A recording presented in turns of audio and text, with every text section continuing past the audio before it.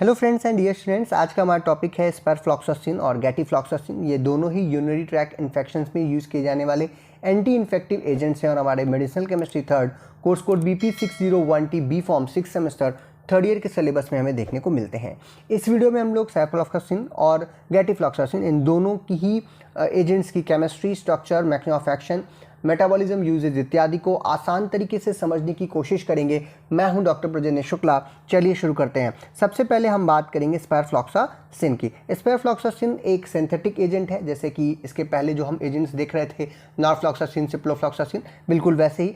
और ये एक ब्रॉड स्पेक्ट्रम एजेंट है। ब्रॉड स्पेक्ट्रम का मतलब इसलिए है क्योंकि ये ग्राम पॉजिटिव और ग्राम नेगेटिव दोनों तरीके के बैक्टीरियाज में एंटीबैक्टीरियल एक्टिविटी शो करती है। ये एक थर्ड जनरेशन फ्लोरोक्विनोलोन्स है। हम लोग बार बार देख रहे थे कि क्विनोलोन डेरिवेटिव्स जहाँ पर फ्लोरीन लगा हो 6 पोजीशन पे, उसे फ्लोरोक्विनोलोन डेरिवेटिव बोलते हैं। ये भी उसी क्लास की ड्रग है। यहाँ पर भी हमें एक क्विनोलिन रिंग देखने को मिलेगी, जिसके ऊपर 4th पोजीशन पे हमें डबल बॉन्ड O ग्रुप देखने को मिलेगा और साथ ही साथ 6 पोजीशन पर फ्लोरो ग्रुप देखने को मिलेगा, जस्ट लाइक सिप्रोफ्लॉक्सासिन या नॉरफ्लॉक्सासिन। तो वैसा ही कुछ यहाँ पे भी आपको देखने को मिल रहा है। तो इसीलिए इसी क्लास की ये ड्रग है, लेकिन उनसे आगे की ड्रग है, इसीलिए थर्ड जनरेशन हम इसे मानते हैं। नेक्स्ट, अगर हम इसके केमिकल क्लासिफिकेशन की बात करें या इसके केमिकली हम इसको देखें तो हमें पता चलता है कि ये एक क्विनोलिन डेरिवेटिव है। यानी यहाँ पर भी हमें एक क्विनोलिन रिंग देखने को मिलेगी। जो क्विनोलिन रिंग होती है जैसे नैप्थलीन रिंग होती है, बिल्कुल वैसे ही, लेकिन एक कार्बन को हटा करके वहाँ पर फर्स्ट पोजीशन पर नाइट्रोजन लगा दिया जाता है। साथ ही साथ ये मोनोकार्बोक्सिलिक एसिड डेरिवेटिव भी बोल सकते हैं, क्योंकि यहाँ पे एक COOH ग्रुप या कार्बोक्सिलिक एसिड ग्रुप आपको देखने को मिलेगा।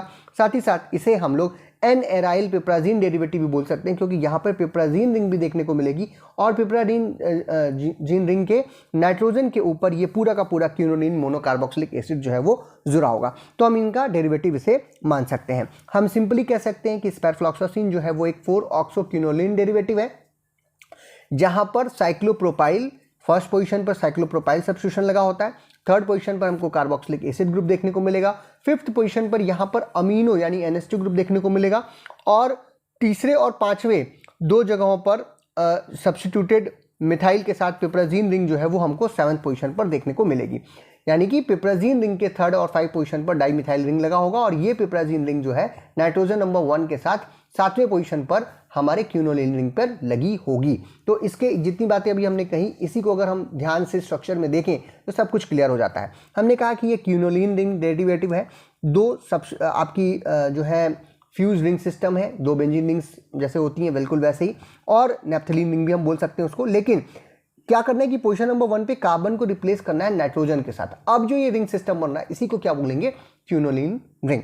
अब क्विनोलिन रिंग में 4th पोजीशन के ऊपर अगर ऑक्सो लगा दिया जाए, यानी कि कीटोन ग्रुप लगा दिया जाए, C डबल बॉन्ड O लगा दिया जाए, तो इसी को हम लोग क्विनोलोन बोलना शुरू कर देते हैं। तो ये क्विनोलिन रिंग हो गई।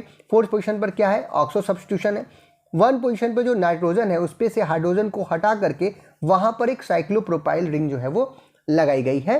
3 कार्बन की साइक्लिक रिंग सिस्टम लगा हुआ है।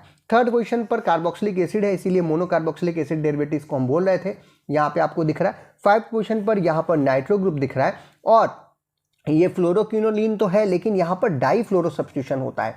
पोजीशन नंबर 6 पे और पोजीशन नंबर 8 पे 2 हाइड्रोजन्स को रिप्लेस करके 2 फ्लोरो ग्रुप लगाया गया है। ये 6 फ्लोरो है, ये 8 फ्लोरो है। 6 फ्लोरो बिल्कुल वैसे ही जैसे और सभी फ्लोरोक्विनोलिन्स में हमको देखने को मिलता है, लेकिन यहाँ पे एक एक्स्ट्रा फ्लोरो ग्रुप भी है जो कि पोजीशन नंबर 8 पे आपको देखने को मिलेगा। पोजीशन नंबर 7 पर यहाँ पर एक हेट्रोसाइक्लिक रिंग सिस्टम लगाई गई है। एक सैचुरेटेड रिंग सिस्टम होती है पिप्राजीन, जिसमें 2 नाइट्रोजन्स होते हैं 1st एंड 4th पोजीशन पर यहाँ पे आपको देखने को मिल रहे हैं। 1st पोजीशन के नाइट्रोजन से ही सब्स्टिट्यूशन जो है वो 7th पोजीशन के क्विनोलिन रिंग से किया गया है और इसके 3rd और 5th पोजीशन पर इस हमारे पिप्राजीन रिंग पे 3rd और 5th पोजीशन पे भी सब्स्टिट्यूशन मिथाइल ग्रुप का किया गया, इसीलिए इसे 3,5 डाईमिथाइल पिप्राजीनाइल बोल रहे हैं, या फिर पिप्राजीन 1 क्योंकि ये पहले से यहाँ पर जुड़ रहा है। तो ये हो गया इसका स्ट्रक्चर। यही पूरा स्ट्रक्चर क्या कहलाता है? स्पायरफ्लॉक्सासिन का स्ट्रक्चर। अब इसी स्ट्रक्चर से हम इसका IUPAC नॉमेनक्लेचर लिख सकते हैं। तो देख रहे हैं आप 5th पोजीशन पे अमीनो लगा हुआ है, तो 5th पोजीशन पे अमीनो। 1st पोजीशन पर साइक्लोप्रोपाइल ग्रुप है, तो 1st पोजीशन पे साइक्लोप्रोपाइल।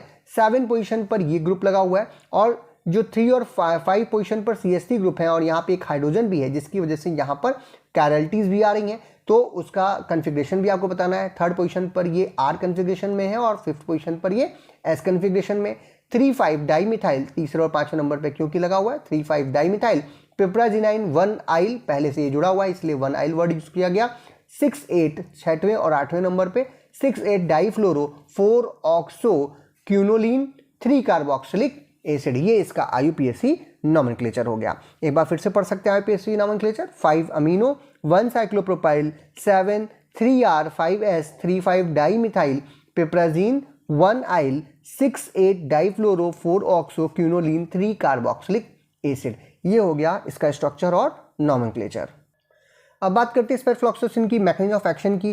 तो जैसे और सभी फ्लोरोक्विनोलिन्स कर रहे थे, ठीक वैसे ही इसका भी मैकेनिज्म ऑफ एक्शन आपको देखने को मिलेगा। ये ड्रग भी जो है हमारा टोपोआइसोमेरेज सेकेंड, जिसे हम लोग डीएनए गायरेज के नाम से भी जानते हैं, उसको इनहिबिट करेगा। साथ ही साथ ये टोपोआइसोमेरेज 4 एंजाइम को भी इनहिबिट करेगा। ये दोनों ही एंजाइम जो हैं बैक्टीरियल डीएनए सिंथेसिस के लिए, प्रोटीन सिंथेसिस के लिए उसके बहुत ज़रूरी होती हैं, उसके सेल डिवीजन के लिए ज़रूरी होती हैं। अगर इन दोनों एंजाइम्स को कोई एजेंट जो है इनहिबिट करता है तो जो क्या नाम है बैक्टीरियल डीएनए का रेप्लिकेशन है, ट्रांसक्रिप्शन है, रिपेयर है और रिकम्बिनेशन है, वो सब कुछ भी इनहिबिट हो जाता है। तो जितनी भी इस क्लास की ड्रग हैं वो बिल्कुल सेम एक ही तरीके से कार्य कर रही होती हैं, तो आप बिल्कुल इसको ऐसे ही लिख सकते हैं। नेक्स्ट यूजेस की बात करें तो सेप्रफ्लॉक्सासिन जो है वो एक ब्रॉड स्पेक्ट्रम फ्लोरोक्विनोलिन एंटीबैक्टीरियल एजेंट है। जैसा भी हमने कहा, ये ग्राम नेगेटिव और ग्राम पॉजिटिव दोनों तरीके के बैक्टीरिया के ऊपर अपना इफेक्ट शो करती है और खास करके इसे हम लोग यूरिनरी ट्रैक्ट इन्फेक्शंस में यूज करते हैं। साथ ही साथ कुछ और चीज़ों में हम यूज कर सकते हैं, जैसे कि community acquired lower respiratory tract infections, यानी एक व्यक्ति से दूसरे व्यक्ति में फैलने वाले जो आपके श्वसन तंत्र से रिलेटेड प्रॉब्लम्स हैं या इन्फेक्शंस हैं, उनमें भी इनका प्रयोग कर सकते हैं। जैसे कि एक्यूट सैनिटाइटिस, सैनिटाइटिस का मतलब होता है कि जो आपकी नेजल लाइनिंग्स हैं उसमें इन्फ्लामेशन हो जाए due to the infections of any bacteria, तो उस कंडीशन को ठीक करने के काम में आ सकता है। जो एक्सर्बेशंस है क्रॉनिक ब्रोंकाइटिस का, यानी कि आपका जो ब्रोंकाइटिस है मतलब ब्रोंकियल सेल्स जो हैं वहाँ पे इन्फेक्शन हो रहा है बैक्टीरिया का और जिसकी वजह से वहाँ पे इन्फ्लामेशन आ रहा है, लेकिन ये बहुत ही खतरनाक लेवल पे चला गया है, यानी कि ऐसे बैक्टीरिया आ गए हैं जो कि ससेप्टिबल हैं, किसी दूसरे एंटीबायोटिक्स के साथ लेने पर वो ख़त्म नहीं हो रहा है। तो ऐसे कंडीशंस में हम लोग इस ड्रग का प्रयोग कर सकते हैं। साथ ही साथ निमोनिया जो कि कम्युनिटी के द्वारा एक्वायर्ड किया जा रहा है, एक व्यक्ति से दूसरे व्यक्ति तक फैल रहा है, ऐसे कंडीशन के निमोनिया को भी ठीक करने के लिए इस ड्रग का प्रयोग किया जा सकता है।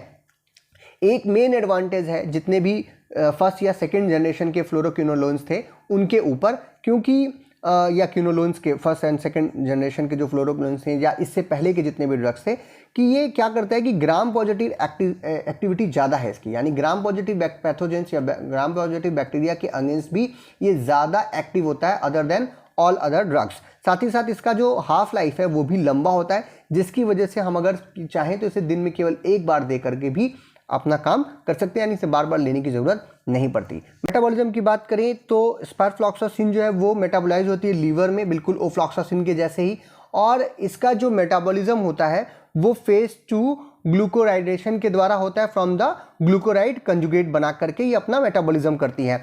देखा जाता है कि जो जनरल मेटाबोलाइज्म इसमें आपको देखने को मिलते हैं वो साइटोक्रोम P450 एंजाइम के द्वारा नहीं इंटरफेयर किए जाते, और जनरली जो भी हम ड्रग्स हम देते हैं सेप्रफ्लॉक्सासिन का, वो हमारी 50% ओरली एडमिनिस्ट्रेटेड ड्रग जो होती है वो सिंपल बिल्कुल उसी तरीके से बिना चेंज हुए यूरिन तक पहुंच जाती है 24 घंटे के अंदर। क्योंकि ये यूरिन में बिना चेंज हुए 50% तक पहुंच रही है, तो यूरिन इन्फेक्शंस में हम इसका प्रयोग कर सकते हैं, क्योंकि वहाँ पर जो बैक्टीरिया होंगे उनको किल करने के काम में आ जाएगी। आज का हमारा दूसरा एजेंट है गैटिफ्लॉक्सासिन। गैटिफ्लॉक्सासिन भी एक सिंथेटिक ब्रॉड स्पेक्ट्रम एजेंट है, बिल्कुल हमारे सेप्रफ्लॉक्सासिन जैसा, लेकिन ये 4th जनरेशन फ्लोरोक्विनोलोन डेरिवेटिव है, यानी कि सेप्रफ्लॉक्सासिन से भी आगे की ड्रग है और एंटीबैक्टीरियल एक्टिविटी ये भी शो करती है।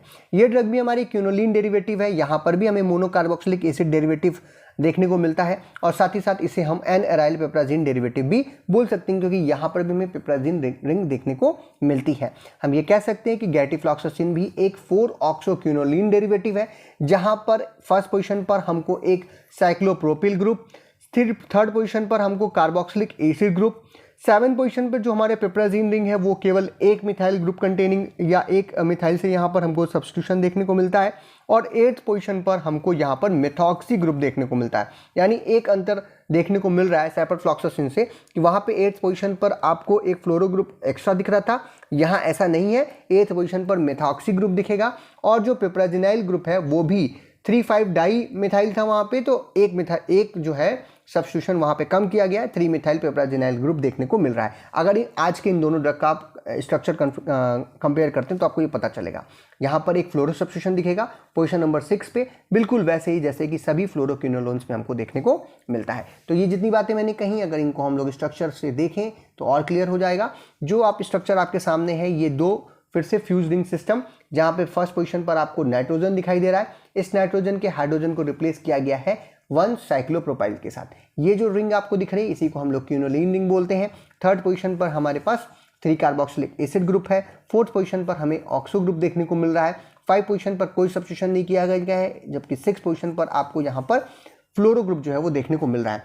हाँ, सैप्रोफ्लॉक्सासिन में 5th पोजीशन पर अमीनो सब्स्टिट्यूशन भी था, जो कि यहाँ पर देखने को नहीं मिल रहा है। साथ ही साथ जो 7th पोजीशन पर आपको पिप्राजिनाइल रिंग यहाँ भी देखने को मिल रही है, 6 membered saturated nitrogen containing ring, by nitrogen containing ring जो है दिख रही है, 2 नाइट्रोजन है यहाँ पर, पहले वाले नाइट्रोजन से ही इसको क्विनोलिन रिंग के साथ सब्स्टिट्यूट किया गया है। और थर्ड पोजीशन पर ये हो गया फर्स्ट, ये हो गया सेकंड, ये हो गया थर्ड पोजीशन पर आपको मिथाइल ग्रुप दिख रही है, इसीलिए इसे 3 मिथाइल पिप्राजिनाइल ग्रुप हम बोल रहे हैं। 8th पोजीशन पर यहाँ पर मिथॉक्सी यानी कि OCH3 ग्रुप का भी सब्स्टिट्यूशन किया गया है, और यही स्ट्रक्चर होता है हमारा गैटिफ्लॉक्सासिन का। अगर हम इसका IUPAC नॉमेनक्लेचर देखना चाहें तो भी हम देख सकते हैं on the basis of their structure. तो जो आप देख पा रहे हैं कि जो मिथाइल ग्रुप है वो यहाँ पर कायरल टी प्रोड्यूस कर रहा है इस जगह पे, क्योंकि यहाँ पे एक हाइड्रोजन भी है, तो इसकी वजह से यहाँ पर हमें 2 तरीके के स्टीरियो आइसोमर्स मिल सकते हैं, R आइसोमर S। तो जो हमारा गैटिफ्लॉक्सासिन होता है वो एक रेसिड्यू मिक्सचर होता है, उसमें दोनों ही R और S हमें 50-50% चाहिए होते हैं, इसीलिए IUPAC नॉमेनक्लेचर में यहाँ RS वर्ड का प्रयोग किया गया है। फर्स्ट पोजीशन पर साइक्लोप्रोपिल लगा है, तो फर्स्ट साइक्लोप्रोपिल, 6 पे फ्लोरो है, 8 पे मिथॉक्सी, तो वो बिल्कुल वैसे लिखा हुआ है। 7th पोजीशन पर 3 मिथाइल पिप्राजिनाइल 1 है, पहले से क्योंकि जुड़ा हुआ है इसलिए 1 आइल यहाँ पे लिख दिया। 4th पोजीशन पर ऑक्सो है, और क्विनोलिन रिंग पे 3 कार्बोक्सिलिक एसिड है। तो इसी स्ट्रक्चर से इसका जो नाम बन रहा है वो है RS 1 साइक्लोप्रोपाइल 6 फ्लोरो 8 मिथॉक्सी 7 3 मिथाइल पिप्राजीन 1 आइल 4 ऑक्सो क्विनोलिन 3 कार्बोक्सिलिक एसिड, ये इसका IUPAC नाम हो गया। अब बात करते हैं मैक्सिमम ऑफ एक्शन की, तो बिल्कुल वैसे ही, क्योंकि ये भी एक फ्लोरोक्विनोलोन है, तो ये सारे ड्रग्स क्या करते हैं कि एक ही जैसा एक्शन शो करते हैं, यानी कि ये भी इनिबिशन करेगा बैक्टीरियल DNA गायरेज यानी कि टोपोआइसोमेरेज 2 एंजाइम का, और साथ ही साथ टोपोआइसोमेरेज 4 एंजाइम का। ये देखा गया है कि जैसे ओफ्लॉक्सासिन था बिल्कुल वैसे ही ये भी ड्रग हमारी बैक्टीरियल गायरेज जो होता है, जो बैक्टीरिया के DNA गायरेज एंजाइम है, और हमारे शरीर में भी DNA गायरेज एंजाइम होता है, लेकिन ये बैक्टीरियल DNA गायरेज के प्रति 100 टाइम्स हायर एफिनिटी शो करता है देन द अवर जो हमारा जो DNA गायरेज है उसके। तो यानी कि बैक्टीरियल DNA गायरेज के साथ ज़्यादा जुड़ता है, यानी कि बैक्टीरिया को मारने के काम में हम इसे इसीलिए लेते हैं। जैसा कि हमने पहले भी डिस्कस किया था कि ये जो DNA गायरेज होता है, जिसे टोपोआइसोमेरेज 2 भी बोलते हैं, वो जो है इंड्यूस करता है DNA की जो रेप्लिकेशन प्रोसेस है उसको, सुपर कॉइलिंग को, और उसके रिलैक्सेशन सुपर कॉइलिंग भी ये करता है। तो अगर इसका इनिबिशन हो जाए तो DNA रेप्लिकेशन प्रोसेस जो है बैक्टीरिया के अंदर पूरी तरीके से रुक जाएगा। इसकी वजह से जो DNA सिंथेसिस है वो डिक्रीज होती है, बैक्टीरियल रेप्लिकेशन जो है डिक्रीज होता है, सेल ग्रोथ जो है उसका इनिबिशन होता है, और सिंपली जो है सेल की डेथ हो जाती है आगे चल करके। तो ये जो है, ये जो दोनों एंजाइम्स हैं, इन दोनों एंजाइम्स का इनिबिशन करके जितने भी फ्लोरोक्विनोलेंस हैं वो DNA replication, transcription, DNA repair, recombination और सेल ग्रोथ इत्यादि को बैक्टीरियल सेल के अंदर रोकने का काम करते हैं। यूजेस की बात करें तो गैटिफ्लॉक्सासिन जो है वो एक फ्लोरोक्विनोलोन एंटीबायोटिक है, और इसका जो प्रयोग किया जाता है जो यूनिट ट्रैक इन्फेक्शंस होती हैं उनको रोकने के लिए इसका प्रयोग जनरली हम लोग करते हैं। साथ ही साथ ये अदर इन्फेक्शंस जैसे कि कुछ आपके जो रिस्पायरेटरी ट्रैक के इन्फेक्शंस हैं वहाँ पे हम इनका प्रयोग कर सकते हैं। ब्रोंकियाटिस क्योंकि ब्रोंक्यूल्स में इन्फेक्शन हो जा रहा है और वहाँ इन्फ्लामेशन हो रहा है, उस कंडीशन में साइनसाइटिस यानी कि आपकी नोज़ का जो नेज़ल पैसेज है वहाँ पे इन्फ्लामेशन हो रहा है ड्यू टू इन्फेक्शन, उसको ठीक करने के काम में आता है। कम्युनिटी एक्वायर्ड जो निमोनिया है उसको ट्रीटमेंट में हम लोग इसका प्रयोग कर सकते हैं। साथ ही साथ कुछ स्किन इन्फेक्शंस जिसमें घाव हो जाते हैं वहाँ पर भी हम इसका प्रयोग कर सकते हैं। ये सभी जो बैक्टीरियाज हैं जैसे कि हमारा साल्मोनेला जो निम्नई है उसके प्रति, जो एच इन्फ्लुएंजी है वहाँ पर, एस ऑरियस, पी निम्नई और सी निम्नई और एल एमनई और निम्लेनिया और जो है हमारा एस पैरोजेंस, इन सभी प्रकार के बैक्टीरियाज को किल करने के लिए या इनकी ग्रोथ को रोकने के लिए इस ड्रग का प्रयोग हम लोग कर सकते हैं। मेटाबॉलिज्म की बात करें तो बहुत ही कम बायो ट्रांसफॉर्मेशन या मेटाबॉलिज्म इस एजेंट की होती है, लेस देन 1% जो होती है वही आपको ये मेटाबोलाइज फॉर्म में मिलेगी। लगभग 95%, 99% जो है ये ड्रग जो है यूरिन में बिना किसी तरीके के मेटाबोलाइज हुए या बिना चेंज हुए अनचेंज फॉर्म में आपके यूरिन तक पहुंच जाती है। और जो इसका 1% जो हम कह रहे हैं कि बायो ट्रांसफॉर्मेशन या मेटाबॉलिज्म होती है वो इथाइलिन डाईएमीन के रूप में या इथाइलिन डाईएमीन मेटाबोलाइट्स के रूप में हमें देखने को मिलती है। ये था आज का हमारा वीडियो जहाँ पे हमने स्पायरफ्लॉक्सासिन और गैटिफ्लॉक्सासिन की chemistry, structure, mechanism of action, metabolism, uses को समझने की कोशिश की। फिर भी अगर आपके कोई प्रश्न हो, कोई कमेंट्स हो तो आप कमेंट बॉक्स में लिख सकते हैं, उसको हम आंसर करने की कोशिश करेंगे। वीडियो आपको पसंद आए तो इसे लाइक कीजिए, अपने फ्रेंड्स में शेयर कीजिए, चैनल पर नए हो तो चैनल को सब्सक्राइब कीजिए। वीडियो को देखने के लिए बहुत बहुत धन्यवाद। कोई भी सपना साकार करने के लिए सबसे जरूरी है सही कोच का होना। चुनिए doctor PKS and doctor MPS classes को और करे अपने B Farm D Farm का सपना साकार। Download the app now.